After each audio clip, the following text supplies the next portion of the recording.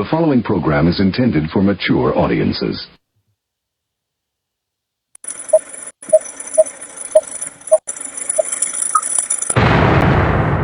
Rudy's Revelation. You can't handle the truth. I'm an American. I have rights. I'm an American. I have rights.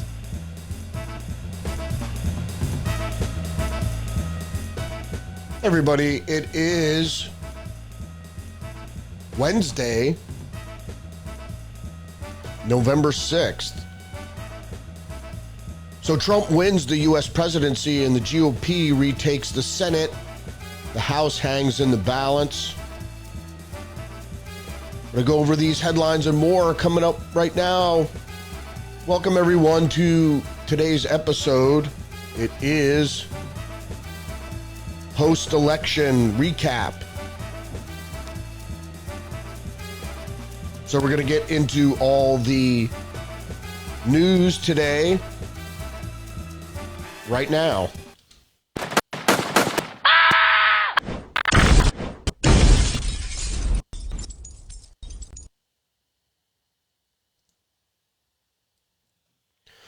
The first headline up is from the National Review. Trump's victory is the most remarkable political comeback in American history. Surprising to most of us, it was indeed too big to rig. It was a red wave that was only mitigated by the cheating that it was going on last night and is going on. What I want to talk about first is, of course, is the fact that they were trying to send us all to bed last night before the results came out. But most of us stayed up to 3 a.m. to watch Trump's acceptance speech, which was interesting to say the least, but it seems to be a mandate because Trump won the popular vote as well. They tried to stave off the defeat by slow walking the vote tabulation in Democratic districts in Georgia, in the Atlanta area, in North Carolina, in some of the more urban places there, and in Philadelphia, as well as Milwaukee and Detroit.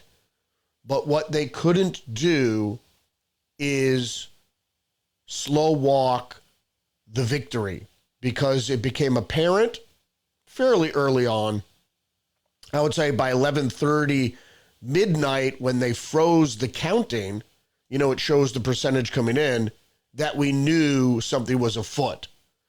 Because as the count progressed, Trump's lead would get bigger and bigger, and then all of a sudden at 11:30, in all the swing states, the counting stopped. Now, we know what happened.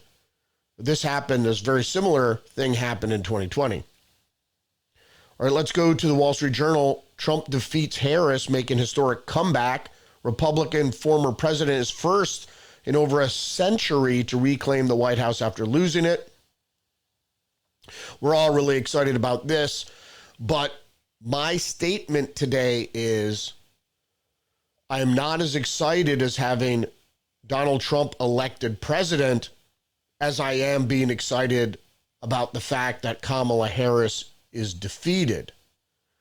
Because Kamala Harris in the White House was a far graver risk than Trump not getting elected. And I know those things seem to be interchangeable, but that's the fact. If Kamala Harris was running against another Republican, it wouldn't matter. She had to be defeated in any case. So Trump is elected, and we're kind of excited about that. National Review again. Republicans retake slim Senate majority, running neck and neck in Michigan, Nevada, and Pennsylvania. Now, you might not think that there was cheating going on, but there is, and there was. The problem is once Trump's presidency was assured, Trump's victory was assured, people went to bed. But there are a lot of races that have to do with the power balance that are still being decided, and through those slow walking of tabulation in Arizona, in Michigan, and in other places where there are tight Senate races. And we saw this also in 2022 in Arizona and other places like that. Obviously, with Kari Lake in Arizona, she lost, unfortunately, but she might have a position in Trump's administration. But there was some malfeasance going on there as well in 2022. Fox News is reporting depressed media react to Trump victory. How could this possibly have happened? The media needs to do some soul searching, but do not count on it happening, says Howard Kurtz. And Howard Kurtz writes this article. Many journalists were clinging to the fading hopes that Vice President Kamala Harris could somehow pull out a victory as former President Donald Trump won state after state in the greatest comeback in American political history. By earlier this morning, it was clear that the outcome was most dreaded had materialized, and it was not all that close. It was a red wave. The blue wall crumbled when Trump won Wisconsin, and with it, the vice president's chances, and already some of her allies in the press are blaming racism and sexism. He wound up at this writing with a near sweep of battleground states. Indeed, very, very exciting that he did indeed win most of the battleground states. The problem with me is, and I was watching Fox News mostly, is they weren't calling the friggin' states. There's 90-something% in. He's got a 6-7 point lead, 5-point lead in a couple cases, and they weren't calling the states. Now, Newsmax went ahead and called the states, but Brett Baer, who I really don't like, he redeemed himself a little bit with a Kamala Harris interview. He was not calling the states. He said, well, it's, there's still votes out there. Come on. Don't be part of the problem. Howard Kurtz goes on to say, we're going to help our country heal, Trump said this morning in West Palm Beach, Florida, a striking contrast with his previous tone for those left-leaning commentators who said 2024 could be America's last election if Trump won the outcome, which included Republicans taking over the Senate. Was a slap in the face. Look at these New York Times headlines, and we're going to go over these in just a second. America hires a strongman, pariah felon, presidential-elect, how Trump fought his way back to power. 4 years of unpredictability, the world prepares for Trump's return. And the editorial page, America makes perilous choice. These are all different headlines from the New York Times. We're going to get to those in just a second. Excuse me, I got a little...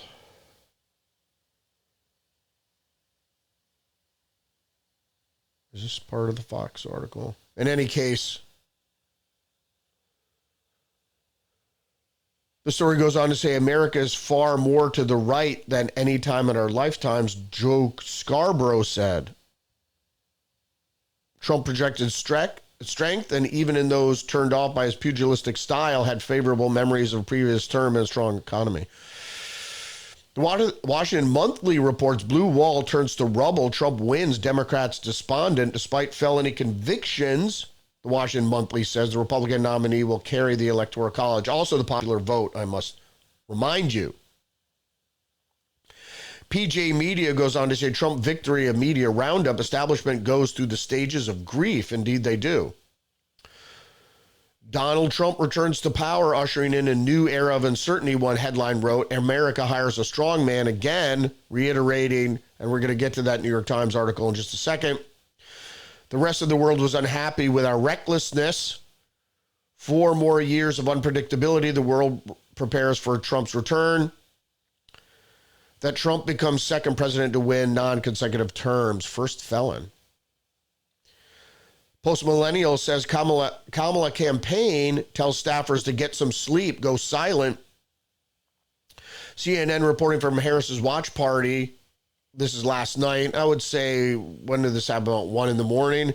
Washington, D.C.'s Howard University, and said the operative word right now is silence. There's not a lot being said because the Harris team appears to be searching for bright spots. Indeed, they're searching for bright spots because there are none. what they're doing here is trying to cobble together a strategy, an attack strategy. What that'll be, even liberal media is saying it wasn't the Russians. So it can't be the Russians. They're going with sexism and racism. I think anything they try to throw is going to not work. That's why they're searching for something to do. Are they going to challenge the results?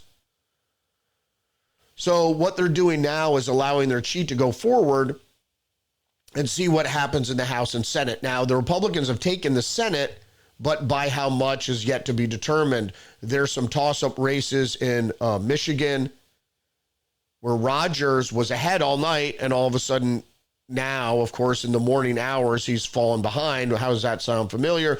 And that goes for the same for James in Nevada. He was ahead by almost 8 points at one point, and now in the morning they're tied to almost even. New York Post is reporting liberals melt down after Empire State Building turns red for Trump victory, celebrating end to democracy. It's not really the end of democracy.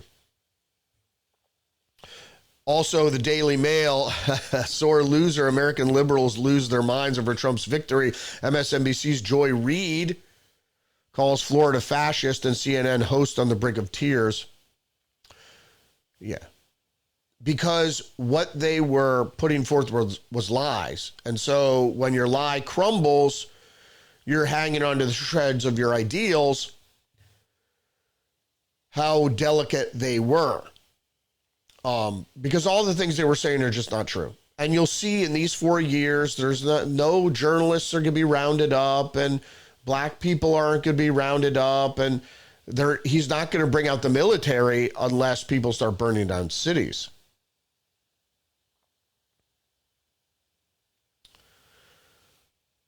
I believe this is from Vox or Politico. I think it's from Vox. Donald Trump has won, and American democracy is now in grave danger. Trump's second term poses an existential threat to the republic. He's a Republican. How would a Republican be a threat to a republic? Doesn't make any sense. But there's still good reason for hope, says Zach Beauchamp. Yeah, I don't know. There's nothing to worry about. And if you didn't see that the stock market, the Dow opened up 1,200 points. So what do you think Wall Street feels? The Independent, Richard Gere sells his Connecticut home for $11 million after revealing he's leaving the U.S. The Pretty Woman actor purchased the 32-acre property for $10.8 million. Well, as a fellow Connecticut resident, I say good riddance. See you, Ricky. Yahoo News. This is actually WFTV. Record number of Americans apply for passports. Bye-bye. The Atlantic is reporting Americans who want out. Now, this was before the election. They wrote this. Every 4 years, some liberal Americans threaten to leave the country if a Republican wins the presidency. Canada has become almost a joke, or maybe a fantasy in certain left-leaning circles. Not just the country, but an escape hatch, the next life waiting if the election goes the wrong way. But some liberals insist that they're not joking this time. They're very scared and very ready to leave if Donald Trump is reelected. Well, he was. Goodbye. And the thing is, it's all, it's all bullshit. Most people won't leave. Most people haven't lived outside the United States. They should try it. Pamela Redding Smith, a Democratic activist from South Carolina, told me she believes that most Americans are underestimating what is at stake in this election. He is going to turn this country into an authoritarian country. What does that even mean? An authoritarian country. She said of Trump, she fears that it comes down to power, violence will follow, and he will crack down on the media. Okay. How would he do that exactly? Within the law. I mean, these people, they're living in a fantasy land. Cracking, and they're going to crack down on the Atlantic. I wish. Once we lose the media, she says, we are the people. Who are the people of the country? We are no one, because they have no knowledge of what's going on. If Trump wins, she plans to move to Spain, where her son and wife live. Wow. Really, these people are delusional. They're really not connected to reality at all. Now, I could understand some of the media pundits being that way because they're projecting as part of Operation Mockingbird. They're projecting to their audience. The audience believes it, and then they regurgitate it, as you saw that woman do. You know that woman, Pamela, whatever her name was, from South Carolina, you know she watches MSNBC or she reads The Atlantic. And that's where she gets these crazy ideas. Now, do the media pundits themselves believe it? Who knows? Some of the celebrities, though, the New York Post is reporting Cardi B, Alec Baldwin, and Quentin Tarantino fume over 2024 election results as Trump emerges victorious. I'm going to fuck you up. Now, who's going to get violent? That sounds like a threat. Meanwhile, the cheat is still going on. So the New York Times is reporting Nevada U.S. Senate election results. Sam Brown, a Republican newcomer, is a West Point graduate who was nearly killed in a roadside bomb in Afghanistan. His thin political resume could help him. Senator Jackie Rosen, a Democrat, isn't flashy, but the power of incumbency matters. Sam Brown was way ahead as I went to sleep at 3 or 4 in the morning. Now you wake up, it's almost even. They're slow walking the tabulation again to cheat. So this is the problem, is you stop counting and then you start counting again, and miraculously, in each of those instances, the Democrat wins. Look at the Michigan U.S. Senate election results. Mike Rogers, a Republican and former critic of Mr. Trump, who later embraced him, is facing Representative Elisa Slotkin, a Democrat who's used her national security credentials to win over swing voters in central Michigan since 2018. Again, Mike Rogers, when I went to bed last night, was, I think, 3 points up. Wake up this morning, it's almost a tie, with him losing by 0.2 of a point. As what happened in 2022 and in 2020, and even the Georgia senatorial runoff, that the Republican seems to win, and then they stop counting the vote, and you wait, and you wait, and you wait 4 or 5 hours, and all of a sudden the Democrat becomes victorious. So I would imagine the Democrats in those races to become victorious, because that's what they're doing now before Kamala Harris comes out of her hole, is they're trying to see how they could salvage some of the election by cheating. PJ Media reports, watch how the mainstream media freaked out over the Trump victory. And here's that New York Times headline: America hires a strong man. This was a conquering of a nation, not by force, but with a permission slip. Now America stands on the precipice of an authoritarian style of governance never before seen in its 248-year history. Now, that's not an opinion piece. That's not on the op-ed pages. This is supposed to be a news analysis. And so you understand where that girl Pamela from South Carolina got her ideas from, probably from reading the New York Times. The article goes on to say he would fire thousands of career public servants. Good. Dismantling the swamp and the bureaucracy. He would deport millions of immigrants. Okay. And push public health conspiracies. You mean conspiracy theories? You see, if he's pushing conspiracies, he'd be part of them. He's not part of the conspiracy. So, The article also goes on to say, America stands on the precipice of an authoritarian style of governance never before seen in its 248-year history. No, it's not. The lies the media has told about Donald Trump and him being a strong man and authoritarian is all lies. He has to govern just like every other elected official in the United States. There's no authority. There's no way. It's called checks and balances. So you can't really be an authoritarian. But if we win the House, we can get a lot of things done. And I hope that's what the American electorate wanted. And that's what I urged them to do, is to don't split ticket, vote down ballot, all Republican, and so we could right the ship of state. Because 70% of the electorate thought we were in the wrong direction. So we need to turn the ship around. And it goes on to say, America has given us an unprecedented and powerful mandate, said Trump. I will govern by a simple motto: promises made, promises kept. Good for him. Because that's unusual from politicians. Usually it's promises made, promises not kept. Just the News is reporting Harris campaigner Mark Cuban congratulates Musk for defeating her fair and square. Thank you, Mark Cuban.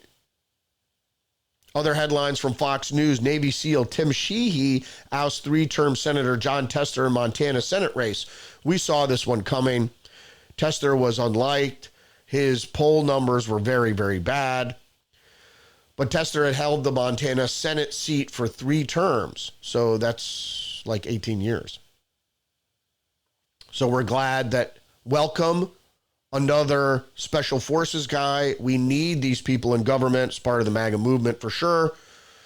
Because if you know anything about special forces, whether it's Navy SEAL or Delta or Green Berets or whatever, they only take the smartest soldiers. So you just don't have to be a good combat veteran or be a good combat soldier, but you also have to be very smart in multiple disciplines.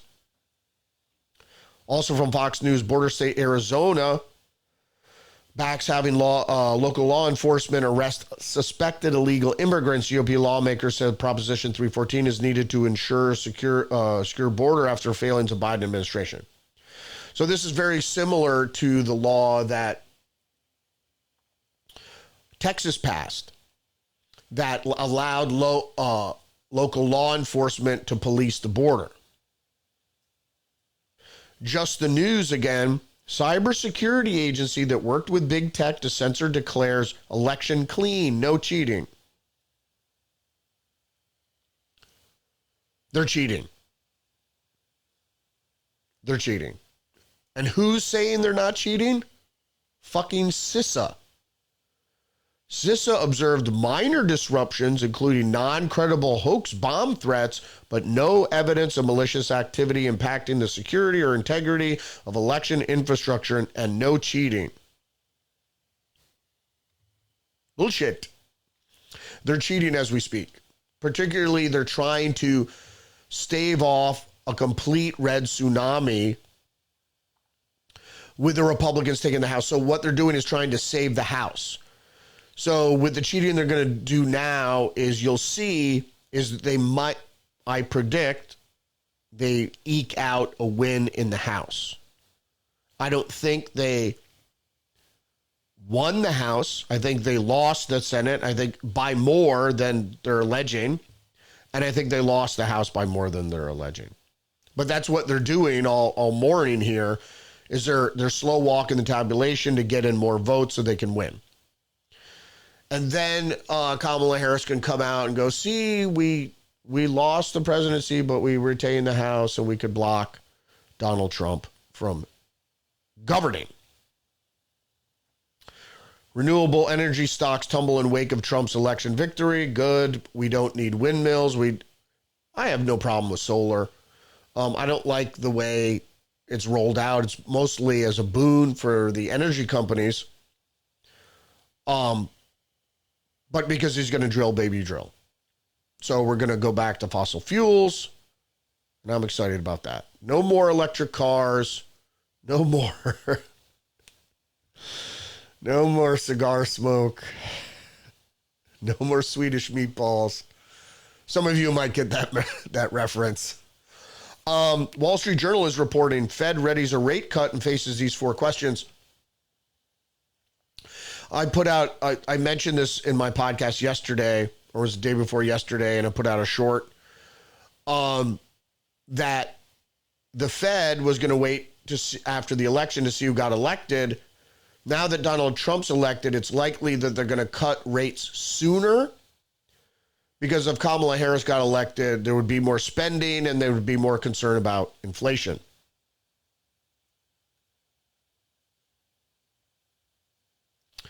The subhead says a reduction days after the election would shift the focus to what could stop officials from cutting in December.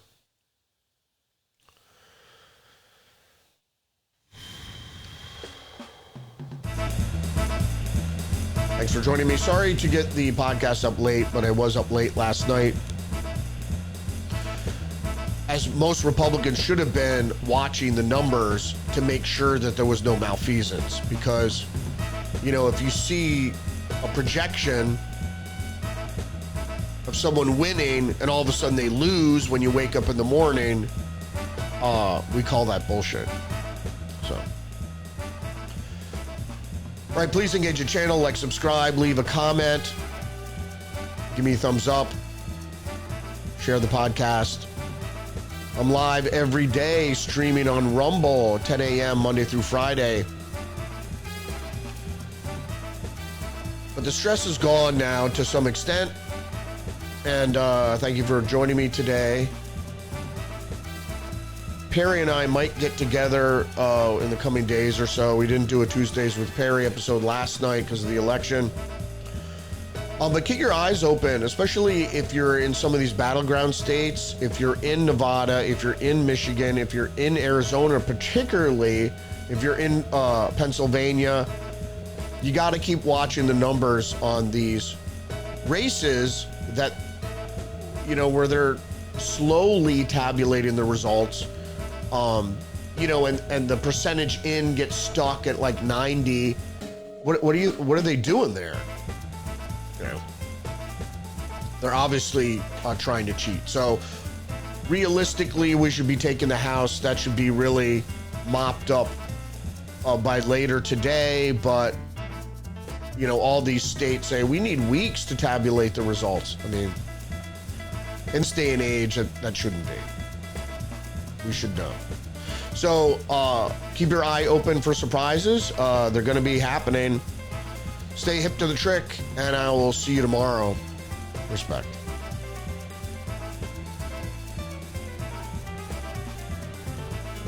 Are you implying here some kind of conspiracy?